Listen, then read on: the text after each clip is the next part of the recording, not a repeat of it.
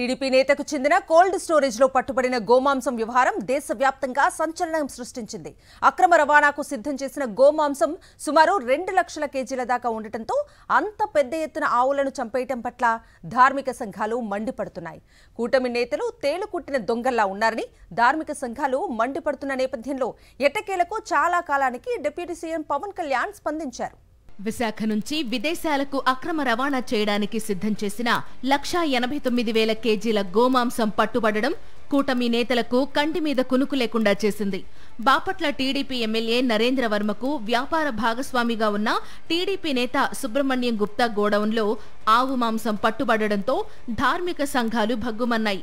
గోమాంసం రవాణాకు సంబంధించిన వాస్తవాలు తేల్చాలని, బాధ్యులపై కఠిన చర్యలు తీసుకోవాలని హిందూ ఆధ్యాత్మికవాదులు డిమాండ్ చేశారు.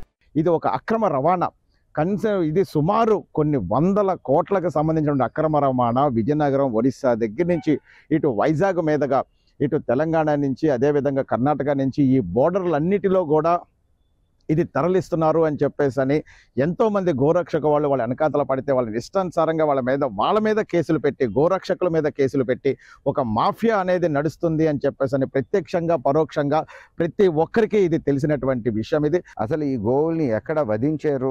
భారతదేశంలో గోవుని పూజించేటువంటి పుణ్యభూమిలో ఈ గోవధ అనేది నిషేధించబడి ఉన్నప్పటికీ విజిలెన్స్ డిపార్ట్మెంట్ ఏదైతే పట్టుకొని పోలీస్ డిపార్ట్మెంట్కి అప్పచెప్పిందో దీన్ని వెంటనే గనక తీసుకొని బాధ్యులైనటువంటి వాళ్ళందరినీ కూడా శిక్షించకపోతే విశ్వ హిందూ పరిషత్ దీన్ని పెద్ద ఉద్యమ బాటగా చేసుకొని ఉద్యమిస్తుంది అని చెప్పి మీ ముఖంగా తెలియజేసుకుంటున్నాను.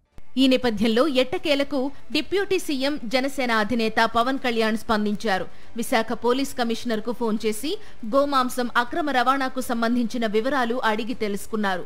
ఆ స్థాయిలో మాంసాన్ని ఎక్కడి నుండి ఎక్కడి వరకు రవాణా చేయాలనుకున్నారో ఆ వివరాలు కూడా రాబట్టాలని, అక్రమ రవాణాకు పాల్పడుతున్న వ్యక్తులపై చర్యలు తీసుకునేలా ముందుకెళ్లాలని ఆదేశించినట్టుగా జనసేన పార్టీ వర్గాల ద్వారా అందుతున్న సమాచారం.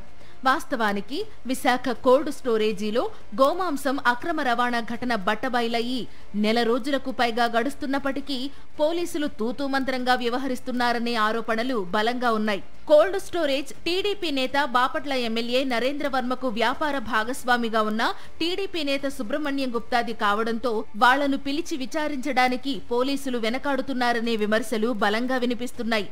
ఈ దశలో గోమాంసం అక్రమ రవాణాకు పాల్పడే వ్యక్తులపై చర్యలు తీసుకోవాలని, మాఫియా అండదండలతోనే, ప్రభుత్వ పెద్దల సహకారంతోనే ఈ వ్యవహారం అంతా నడుస్తుందనే ప్రచారం జోరుగా సాగుతోంది.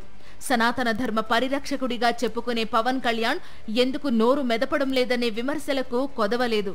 హిందూ ధార్మిక సంఘాల నుంచి ఒత్తిడి ఎక్కువ కావడంతో ఏమీ చెయ్యలేని పరిస్థితుల్లో పవన్ కళ్యాణ్ ఆలస్యంగానైనా సరే స్పందించక తప్పలేదనే చర్చ జరుగుతోంది. ఇప్పటికైనా పవన్ కళ్యాణ్ యాక్టివ్ గా తయారై టీడీపీ నేతల అక్రమ ఆవు మాంస రవాణా గుట్టురట్టును బట్టబయలు చేయాలని, గో సంరక్షణకు పాటుపడాలని ధార్మిక సంఘాల నేతలు డిమాండ్ చేస్తున్నారు.